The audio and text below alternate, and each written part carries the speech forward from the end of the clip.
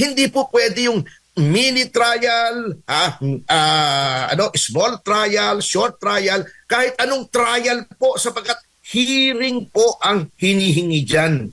Hearing, hindi po lugar ng House Committee na humanap ng ebidensya laban doon sa inireklamo in any impeachment proceedings. Yan po ay trabaho ng Senate bilang isang impeachment court. Doon ba sa pagsabi ng Kamara na sufficient in form, substance at grounds at yung naging sagot ng pangalawang Pangulo, sapat na yon para ipausad na lang nila, desisyonan na nila at ibigay na, kung gusto mo nilang paboran, ibigay na sa Senado para umusad ng gusto itong impeachment at wala ng mini trial na mangyayari? Opo, kasi talaga pong sufficient na yan. Alam niyo po, baka hindi alam ng iba, isa po ako doon sa mga naghain ng impeachment complaint laban sa dating chairman ng COMELEC na si Andres Bautista Jr.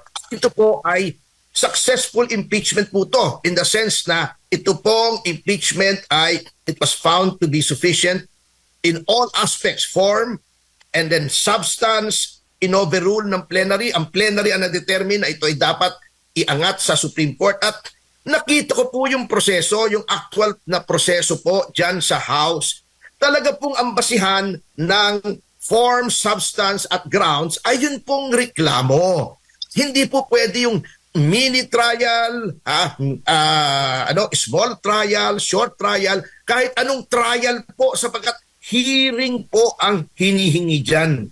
Hearing, hindi po lugar ng House Committee na humanap ng ebidensya laban doon sa inireklamo in any impeachment proceedings. Yan po ay trabaho ng Senate bilang isang impeachment court.